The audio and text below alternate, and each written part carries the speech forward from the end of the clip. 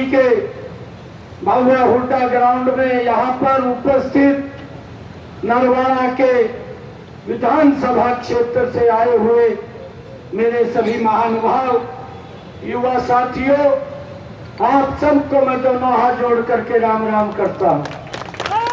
जिंदाबाद जिंदाबाद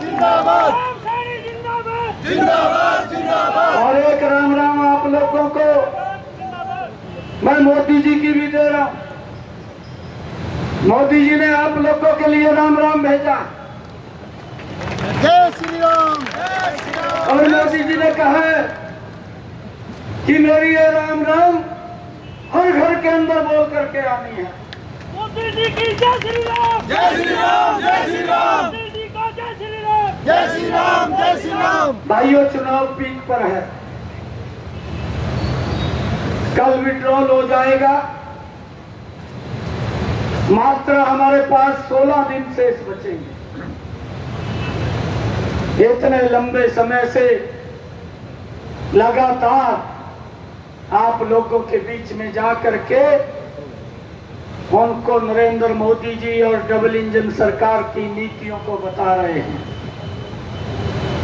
मैं कल का सिरसा लोकसभा में हूं। कल मैं जब की वो डबवाली मैं वहां पर गया तो लोगों का जो उत्साह, जो जोश देखने को मिला, और उन्होंने इस सिरसा के दूसरे कोने में एक पटकथा वहां के डबवाड़ी के लोगों ने लिख दी है कि जब 4 जून को रिजल्ट आएगा, अशोक तंवर जी सबसे बड़े बहुमत से जीत करके नरेंद्र मोदी के पास जाएंगे। भाइयों, जब लोग बात करते हैं मोदी की, कांग्रेस का पेट खराब हो जाता है, दिक्कत आती है कांग्रेस को। गरीब व्यक्ति क्यों बात कर रहा है मोदी की? भाइयों, उनको दिक्कत खड़ी हो जाती है, और फिर जब दिक्कत खड़ी होती है तो आनंद फानंद में झूठ बोलना शुरू कर देते हैं। उसको ये भी नहीं पता चलता कि मैं क्या बोल रहा हूं, क्या इसको देश को लाभ होगा, क्या देश को नुकसान हो जाएगा। भाइयों, ये छोटा चुनाव नहीं है, ये हमारा गांव गली का चुनाव नहीं है, ये चुनाव बड़ा महत्वपूर्ण है। इसने पूरी दुनिया की दिशा को तय करना है। ये ऐसा चुनाव है और हमने सोच समझ करके वोट का प्रयोग करना है। भाइयों, ये देश की सबसे बड़ी पंचायत का चुनाव है और मैं आप लोगों से अपील करूंगा। आप लोगों ने तो अपनी आंखों से देखा है पिछले 10 वर्षों में, भाइयों, जो दुनिया का सबसे शक्तिशाली राष्ट्र ये बात बोलता था कि मेरे से शक्तिशाली कोई भी पावरफुल नहीं है।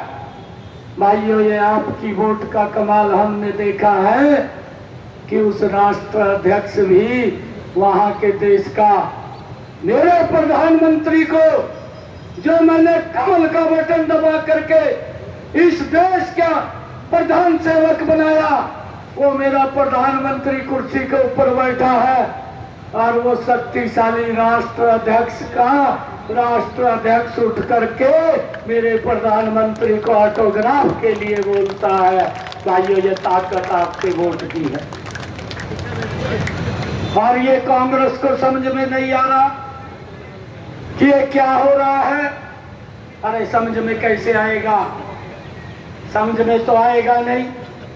ये तो खाली घोषणाएं करते थे और अब जब लगने लगा कि देश का गरीब व्यक्ति आज मोदी की बात कर रहा है, आज देश का किसान मोदी की बात कर रहा है, आज देश की महिलाएं मोदी की बात कर रही हैं, आज देश का युवा मोदी की बात कर रहा है, तो भाई इन्होंने सोचा कि अब हमारी बस की बात नहीं है, अब तो झूठ ही चलेगा और झूठ बोल करके जितना को वोटें ली जाए उतनी को वोटें लेने का काम कर लें।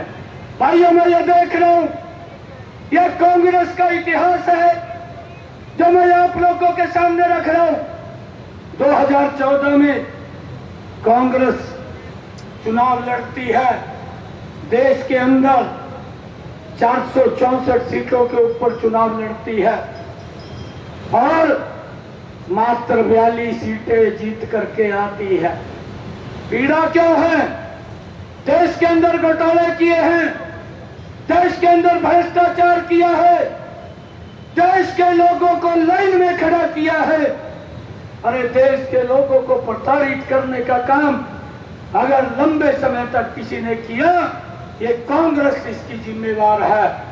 भाइयों, 2014 में ये 464 सीटों पर चुनाव लड़ते हैं और 2019 के अंदर इनका दम नहीं पड़ता, इनके पास जमीन तले से खिसक जाती है और ये 421 सीटों पर चुनाव लड़ते हैं 2019 के अंदर। और भाइयों, जब 2024 आता है तो वही कांग्रेस भाइयों हिम्मत नहीं कर पा रही कैंडिडेट खड़े करने की।